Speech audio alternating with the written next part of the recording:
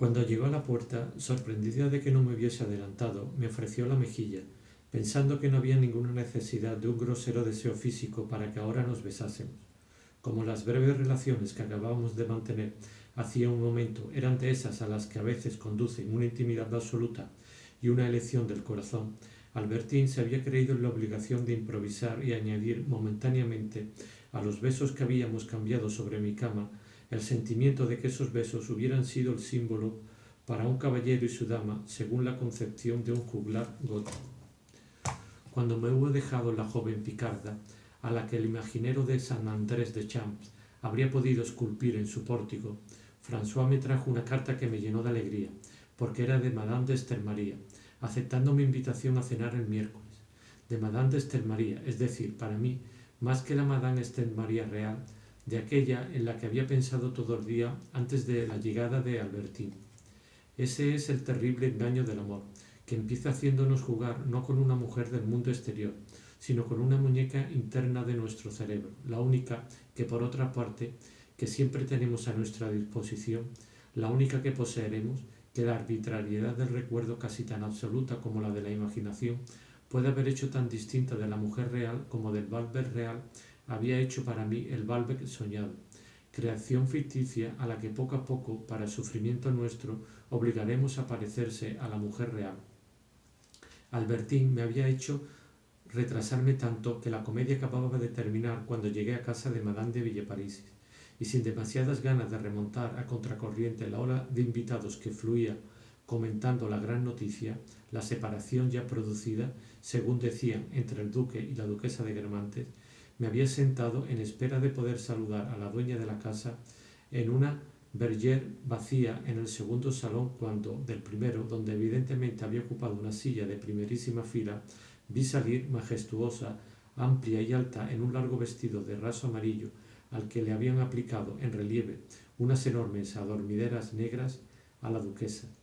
Su vista ya no me causaba ninguna turbación. Cierto día, imponiéndome las manos en la frente, como solía hacer cuando tenía miedo de apenarme, y diciéndome: no sigas con tus salidas para encontrar a Madame de Guermantes. Eres la comidilla de la casa. Además, ya ves lo enferma que está tu abuela. Tienes realmente cosas más serias que apostarte en el camino de una mujer que se burla de ti.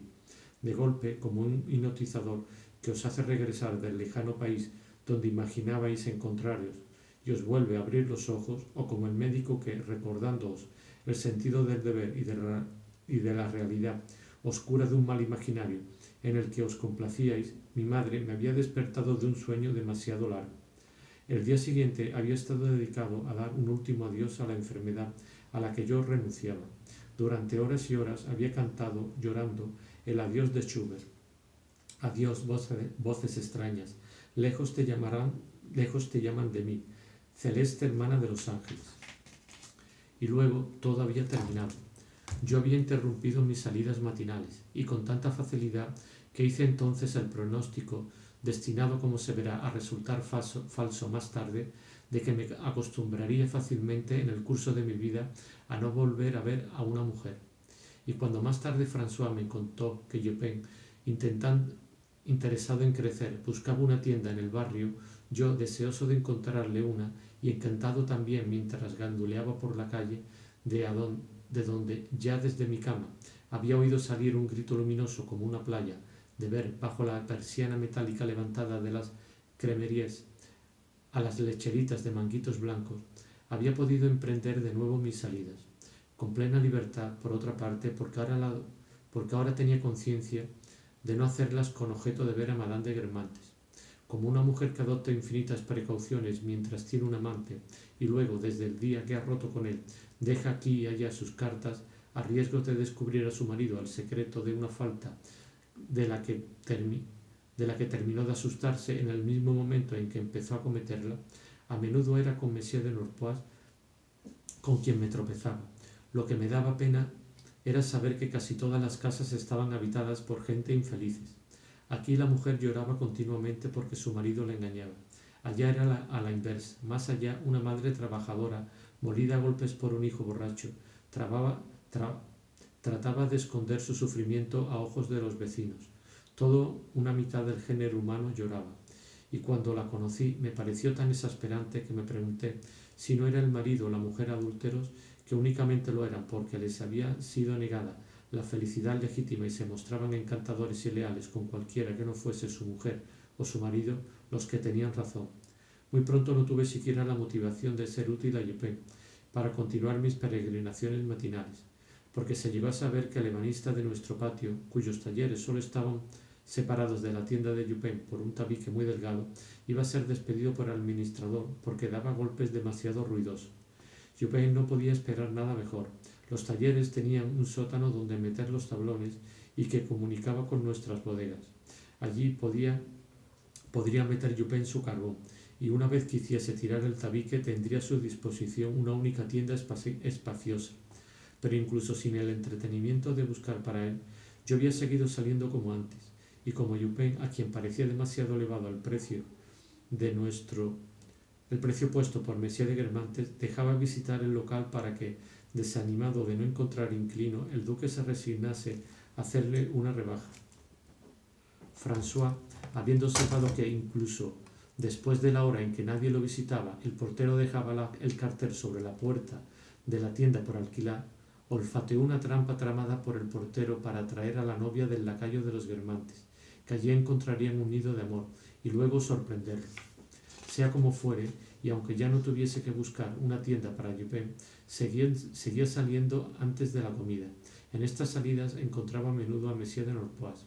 Solía ocurrir que, mientras charlaba con algún colega, lanzaba sobre mí unas miradas que, después de haberme examinado de arriba abajo, se desviaban hacia su interlocutor sin haberme sonreído ni saludado más que si no me hubiera conocido en absoluto.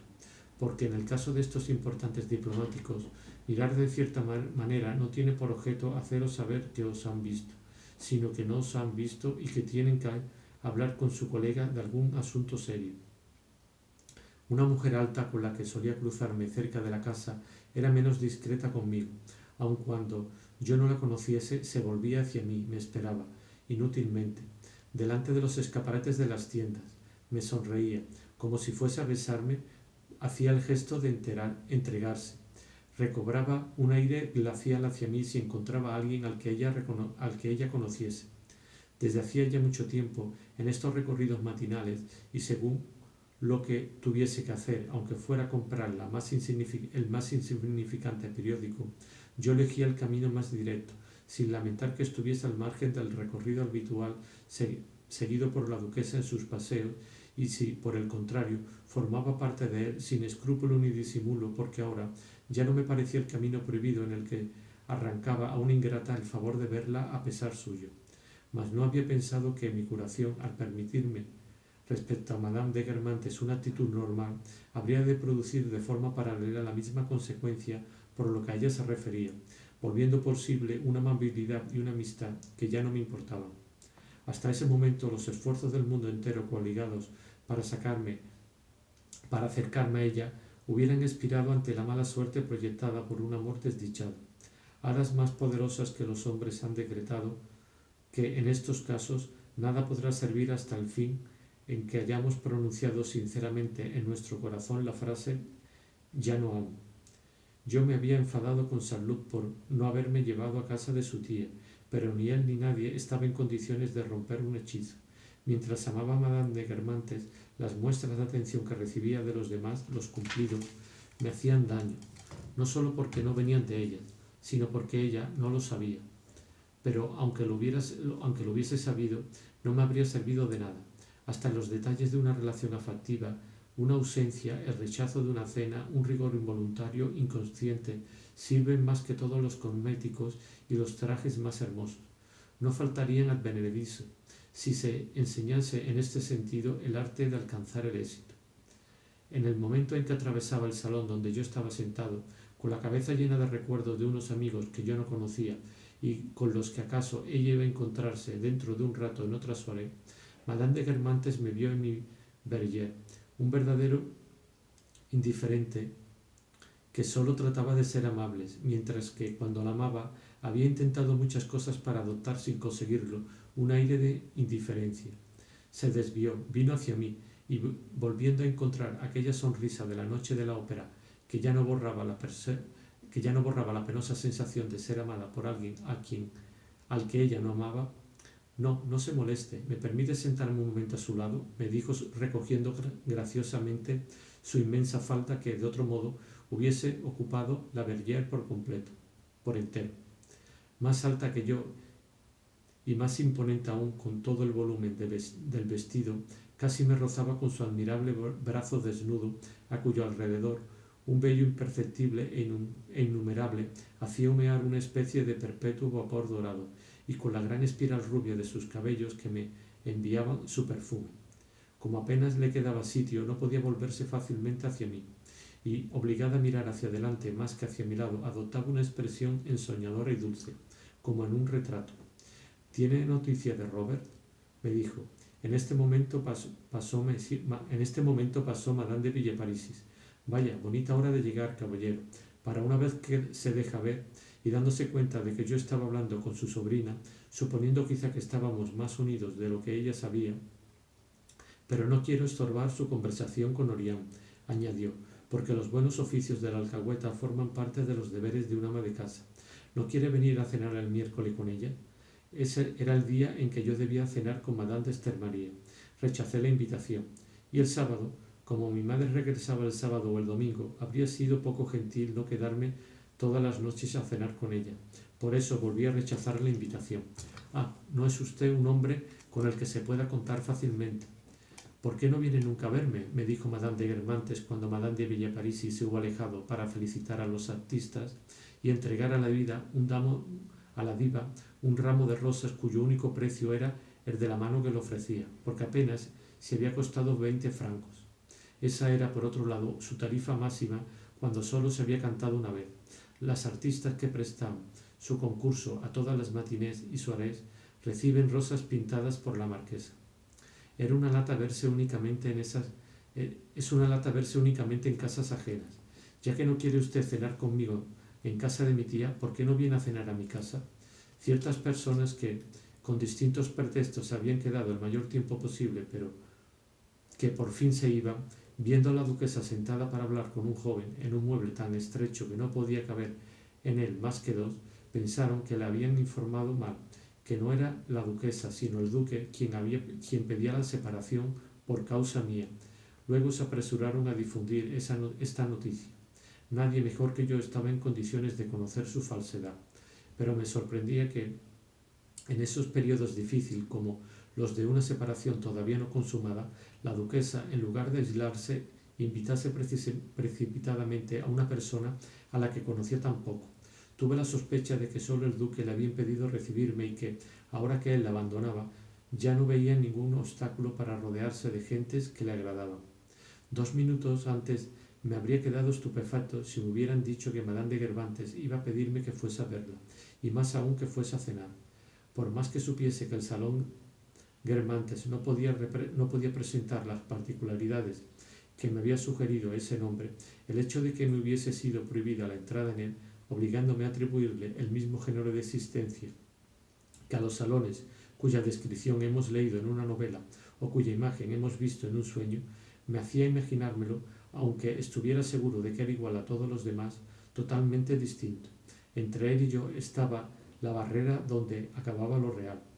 Cenar en casa de los Guermantes era como emprender un viaje largo tiempo deseado, hacer pasar un deseo de mi cabeza por delante de mis ojos y trabar conocimiento con un sueño. Por lo menos hubiese podido creer que se trataba de una de esas cenas a la que los dueños de la casa invitan a las personas que no quieren presentar a nadie diciéndoles: venga, estaremos absolutamente entre nosotros, fingiendo atribuir al paria el miedo que sienten de verlo mezclado con sus demás amigos, y tratando incluso de transformar en un envidiable privilegio, reservando solo a los íntimos la cuarentena del excluido, arisco y favorecido a pesar suyo. Sentí, por el contrario, que Madame de Guermantes deseaba hacerme saborear lo mejor que tenía a su disposición cuando me dijo, evocando además entre mis ojos algo así como la belleza violácea de una llegada a casa de la tía de Fabrice y el milagro de una presentación al conde Mosca: ¿No estaría usted libre el viernes, entre íntimos? Sería delicioso. Estará la princesa de Parma, que es encantadora. De todos modos, no le invitaría si no fuese para estar con personas agradables. Abandonada en los ambientes mundanos intermedios que están sujetos a un movimiento perpetuo de ascensión, la familia juega en cambio un importante papel en los ambientes inmóviles, lo mismo que la pequeña burguesía y que la aristocracia principesca, que no pueden aspirar a elevarse porque por encima de ella, desde su especial punto de vista, no hay nada. La amistad que me manifestaban la tía Villeparisis y Robert tal vez habían hecho de mí, a ojos de Madame de Guermantes y sus amigos, que siempre vivían sobre sí mismo y en un mismo corrillo, el objeto de una atención curiosa que yo no sospechaba. De esos parientes, la duquesa tenía un conocimiento familiar, cotidiano, vulgar, muy distinto del que nos figuramos y en el que, si nos encontramos comprendidos, nuestros actos, lejos de ser expulsados como la mota de polvo del ojo o la gota de agua de la traquearteria, pueden quedar grabados, ser comentados, contados todavía años después de que nosotros mismos los hayamos olvidados, en el palacio donde nos asombra encontrarlos como una cara muestra en una preciosa colección de autógrafos, como una carta nuestra en una preciosa colección de autógrafos. Simples personas elegantes pueden prohibir el acceso a su puerta demasiado asediada, pero la de los Guermantes no lo estaba. Un extraño casi nunca tenía ocasión de pasar por delante de ella. Para una vez que la duquesa le indicaba una persona, no estaba dispuesta a preocuparse del valor mundano que esa persona pudiese apartar, pues eso era algo que ella misma confería y no habría podido recibir. Solo pensaba en sus cualidades reales. Madame de Villeparisis y Saint-Loup le había dicho que yo las poseía, y desde luego no les hubiera dado crédito de no haber notado que ninguno de los dos conseguía hacerme ir a su casa cuando quería. Por lo tanto, yo no pertenecía al gran mundo, cosa que para la duquesa demostraba la pertenencia de un extraño a la categoría de las personas agradables. Había que ver cuando hablaba de mujeres que no le agradaban demasiado, cómo cambiaba de cara inmediatamente si, a propósito de alguna, se citaba el nombre, por ejemplo, de su cuñada. «Oh, es encantadora», decía con un aire de sutileza y certidumbre. La única razón que aducía era que la dama en cuestión había rechazado ser presentada a la marquesa de Chassegours y a la princesa Silistria. No añadía que la misma dama había rechazado serle presentada ella misma, a la duquesa de Guermantes. Había ocurrido, sin embargo, y desde ese día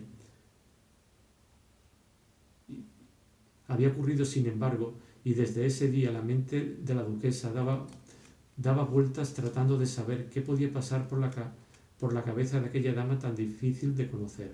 Se moría de ganas de ser recibida en su casa. Las gentes del mundo están tan acostumbradas a que les busquen que quien les rehuye les parece un fénix y acapara toda su atención.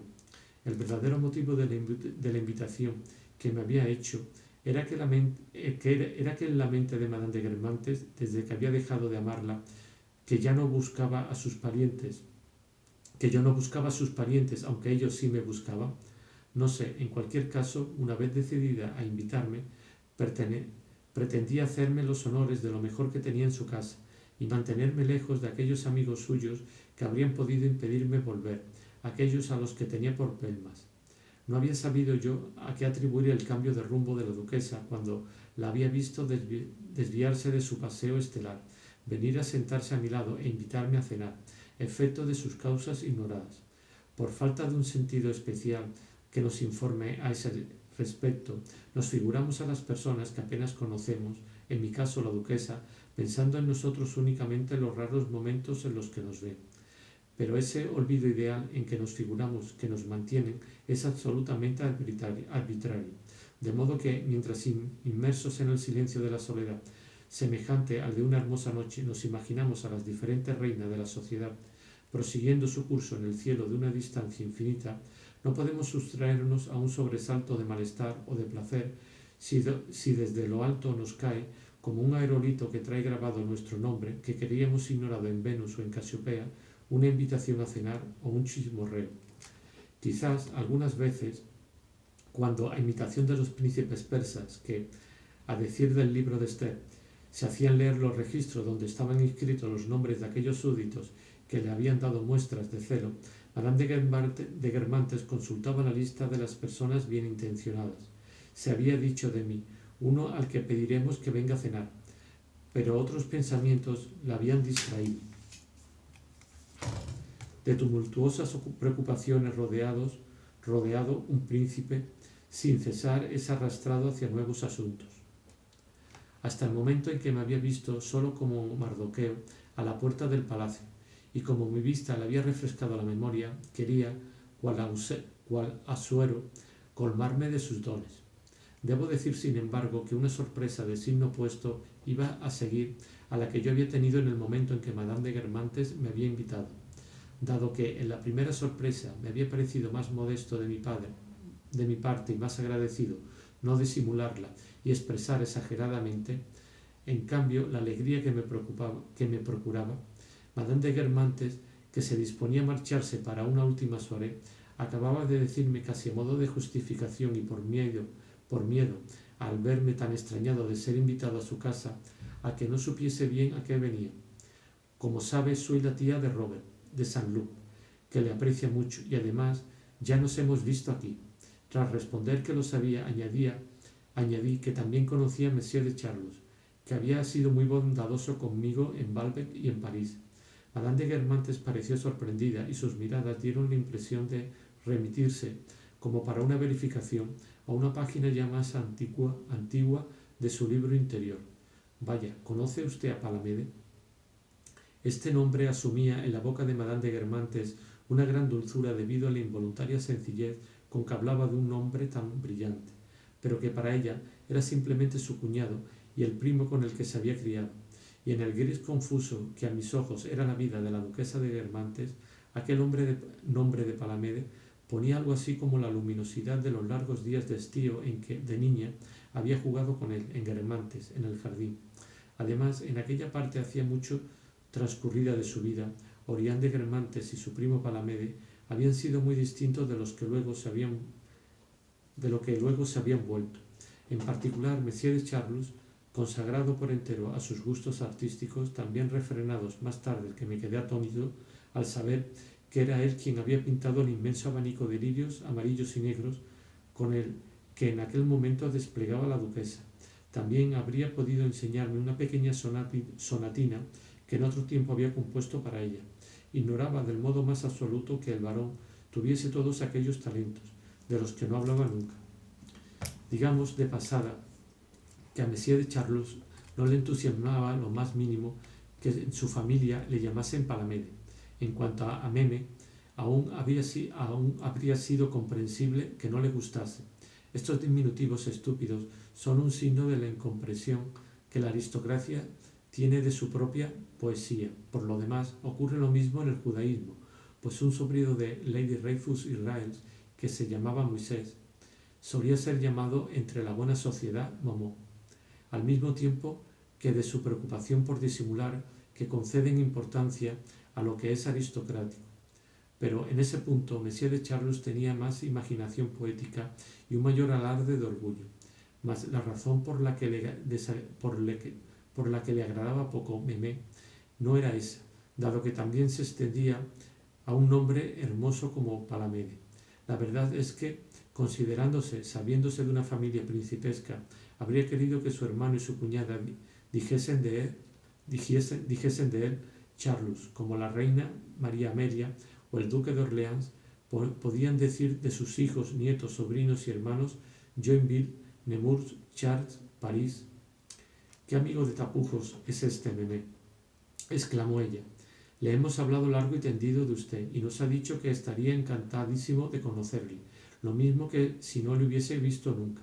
Admita que es raro, y aunque no sea muy cortés de mi parte decirlo, de un cuñado al que adoro y cuyo raro valor admiro, a veces un tanto loco». Me dejó atónito esta palabra aplicada a Monsieur de Charlus, y me dijo que aquella semilocura quizás explicaba ciertas cosas, Por ejemplo, que hubiese parecido tan encantado con la idea de pedir a Bloch que diese de palos a su propia madre. Se me ocurrió que no solo por las cosas que decía, sino por la manera en que las decía, Monsieur de Charlus estaba un tanto loco. La primera vez que oímos a un abogado o a un autor, nos sorprende su tono tan diferente de la conversación, pero al darnos cuenta de que todo el mundo lo encuentra muy natural, no decimos nada a los otros, no nos decimos nada a nosotros mismos, nos contentamos con apreciar el grado de talento. A lo sumo, de un actor del teatro francés pensamos, ¿por qué en lugar de dejar caer el brazo que tenía alzado, lo ha hecho descender mediante pequeñas sacudidas cortadas por descansos, durante 10 minutos por lo menos? O de un labori, ¿por qué desde que ha abierto la boca ha emitido esos sonidos trágicos, inesperados para decir la cosa más simple? Mas como todo el mundo lo admite a priori, no nos choca. De igual modo, reflexionando sobre ello, uno podía decirse que Monsieur de Charlus hablaba de sí mismo con énfasis, en un tono que no era en absoluto el de la charla corriente. Parecía como si a cada minuto hubiéramos tenido que decirle: «Pero, ¿por qué grita tanto? ¿Por qué es usted tan insolente?». Solo que todo el mundo parecía haber convenido tácitamente que así estaba bien, y entraba uno a formar parte del corrillo que lo jaleaba mientras él peroraba. Pero no hay duda de que, en ciertos momentos, un extraño debía de pensar que estaba oyendo gritar a un demente. Pero añadió la duquesa con una ligera impertinencia que, en ella, se injertaba sobre la sencillez: ¿está usted seguro de que no se confunde, de que habla realmente de mi cuñado Palamede? Por más que le gusten los tapujos, este me parece demasiado fuerte. Repuse que estaba absolutamente seguro y que por fuerza Monsieur de Charlus debía de haber oído mal mi nombre. «Bueno, le dejo», me respondió como apesadumbrada Madame de Guermantes. «Tengo que ir un momento a casa de la princesa de Lynn». «¿No va usted por allí?». «No, ¿no le gusta la vida social?». «Hace usted bien, es una lata. Si no me viese obligada, pero es prima mía, no sería delicado. Lo lamento de manera egoísta por mí, porque habría podido llevarle conmigo, incluso devolverle luego a su casa. O sea, que me despido, y me alegro por el miércoles». Que Monsieur de Charlus se hubiera avergonzado de mí delante de Monsieur d'Angercourt pase todavía, pero que a su propia cuñada, que tenía una opinión tan elevada de él, le negase conocerme tratándose de algo tan natural, dado que yo conocía tanto a su tía como a su sobrino, es lo que no podía comprender. Concluiré este asunto diciendo que, desde cierto punto de vista, había en Madame de Guermantes una verdadera grandeza que consistía en borrar completamente todo lo que en otros habrían olvidado solo incompletamente. Aunque nunca me hubiese pillado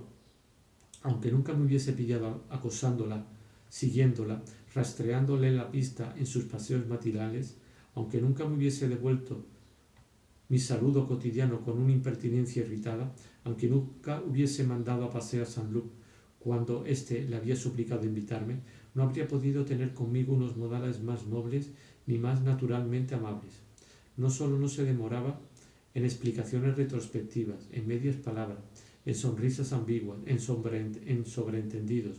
No solo mostraba en su afabilidad actual, sin retractaciones ni reticencia, algo tan altivamente rectilíneo como su majestuosa estatura, sino que los motivos de queja que había podido sentir contra alguien en el pasado estaban tan absolutamente reducidos a cenizas, y esas cenizas mismas, a su vez, habían sido arrojadas tan lejos de su memoria, o cuando menos de su manera de ser, que al mirar su rostro cada vez que debía tratar con la más bella de las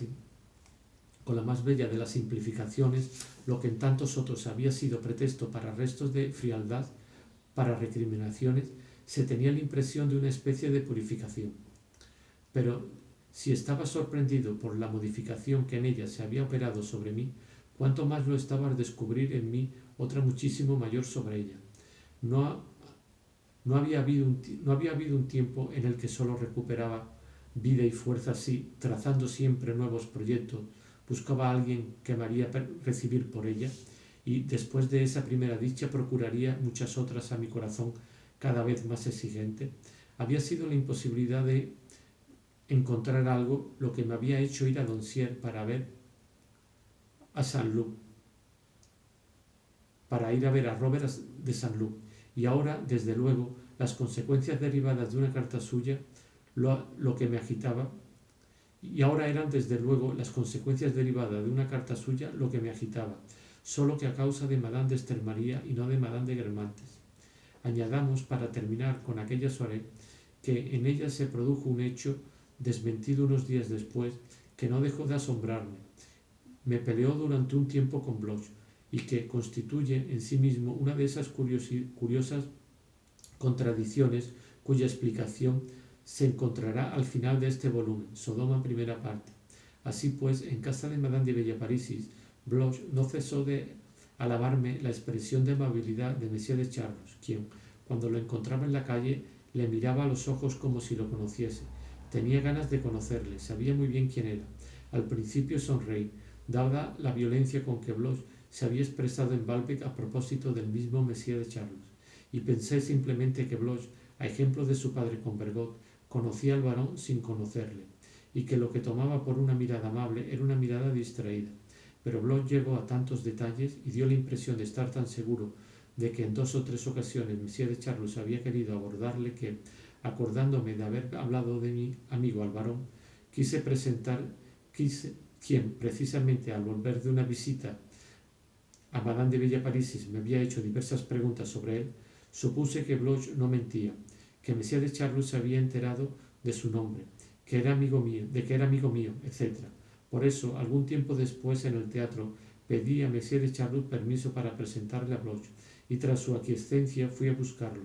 Pero en cuanto Monsieur de Charlus le vio, un estupor rápidamente reprimido se dibujó en su rostro, donde fue reemplazado por una cólera centelleante. No solo no tendió la mano a Bloch, sino que cada vez que éste le dirigió la palabra, le respondió con el aire más insolente, con una voz irritada y ofensiva, de modo que Bloch, que, según decía, no había recibido hasta entonces del varón más que sonrisa, pensó que yo, en vez de recomendarlo, le había perjudicado durante el breve coloquio en que, conociendo el gusto de Monsieur de Charlus por los protocolos, ya le había hablado de mi camarada antes de llevarlo a su presencia. Bloch nos dejó, derrengado como quien ha intentado montar un caballo continuamente dispuesto a desbocarse, o nadar contra unas olas que sin cesar os arrojan sobre los guijarros, y no volvió a hablarme en 6 meses.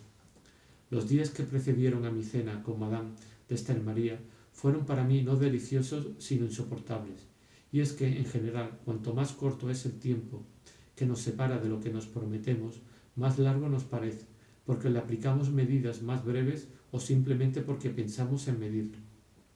El papado, dicen, cuenta por siglos, y quizá ni siquiera piensa en contar, dado que su objetivo está en el infinito. Como el mío solo estaba a 3 días de distancia, contaba por segundos. Me abandonaba a esas fantasías que son inicios de caricias que nos desesperan por no poder hacer que las concluya la mujer misma. Esas caricias precisamente con exclusión de cualquier otra. Y en suma, si es cierto que en general la dificultad de alcanzar el objeto de un deseo lo incrementa, la dificultad, no la imposibilidad, porque esta última lo suprime, sin embargo, tratándose de un deseo puramente físico, la certeza de que ha de cumplirse en un momento próximo y determinado apenas es menos exaltante que la incertidumbre. Casi tanto como la duda ansiosa, la ausencia de duda vuelve intolerable la espera del placer infalible, ya que hace de esa espera una realización innumerable, y mediante la frecuencia de las representaciones anticipadas divide el tiempo en secciones tan menudas como lo haría la angustia. Lo que yo necesitaba era poseer a Madame de Estermaría. Desde hace unos días, con una actividad incesante, mis deseos habían preparado ese placer en mi imaginación, y sólo ese placer. Otro, el placer con otra, no habría estado preparado, dado que el placer no es más que la realización de un anhelo previo y que no siempre es el mismo, que cambia según las 1000 combinaciones de la ensoñación, los azares del recuerdo, el estado del temperamento, el orden de disponibilidad de los deseos, entre los que los últimos satisfechos permanecen en reposo hasta que se ha olvidado un poco la decepción de su cumplimiento. Yo ya había abandonado la carrera principal de los deseos generales y me había adentrado por el sendero de un deseo más particular. Había sido preciso, para desear otro encuentro, volver desde una distancia demasiado grande para llegar de nuevo a la carretera general y tomar otro sendero. Poseer a Madame de Stenmaria en la isla del Bois de Boulogne, donde la habría visitado, donde la había invitado a cenar. Ese era el placer que imaginaba a cada instante. Habría resuelto destruido de forma natural si hubiese cenado en esa isla sin Madame de Stenmaria, pero quizá también habría menguado mucho cenar incluso con ella en otra parte. Por lo demás, las actitudes por las que nos figuramos un placer son previas a la mujer, al género de mujeres que conviene para ello. Ellas lo deciden, y también el lugar, y por eso hacen volver alternativamente en nuestro caprichoso pensamiento tal mujer, tal paraje, tal habitación que en otras semanas habríamos desdeñado. Hijas de la actitud, determinadas mujeres no pueden ir separadas del amplio lecho donde encontramos a su lado la paz, y otras requieren, para ser acariciadas con una intención más secreta, las hojas del viento y las aguas de la noche. Son ligeras y fugaces como ellas.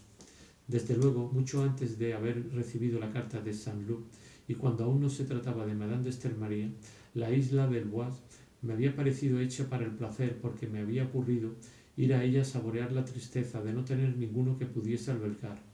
Es en las orillas del lago que llevan a esa isla y a las que en las últimas semanas del estío van a pasear los parisienses que aún no se han marchado, donde sin saber ya dónde encontrarla, ignorando incluso si ya ha abandonado París, vagamos con la esperanza de ver pasar a la muchacha de la que nos hemos enamorado en el último baile del año, a la que no podremos volver a encontrar en ninguna soirée antes de la próxima primavera. Sintiéndonos en la víspera, acaso en el día siguiente de la marcha del ser queridos, seguimos a orillas del agua estremecida entre hermosas alamedas donde una primera hoja roja ya florece como una última rosa. Escrutamos ese horizonte en el que, merced a un artificio inverso al de esos panoramas bajo cuya cúpula los personajes de cera del primer plano prestan a la tela pintada del fondo una apariencia ilusoria de profundidad y volumen, y nuestros ojos, paseando sin transición por el parque cultivado a las alturas naturales de Meudon y del Mont Valéry, no saben dónde poner una frontera e insertan la verdadera campiña en la obra de jardinería cuyo hechizo artificial proyectan mucho más allá de sí mismo, igual que esos raros pájaros criados en libertad en un jardín botánico y que cada día, a capricho de sus paseos alados, van a poner una nota exótica hasta los bosques limítrofes. Entre la última fiesta del estío y el exilio del invierno, recorremos ansiosamente ese reino novelesco de los encuentros inciertos y de las melancolías amorosas, y no nos sorprendería más descubrir que está situado fuera del universo geográfico que si en Versalles, en la cima de la terraza, observatorio a cuyo alrededor se acumulan las nubes contra el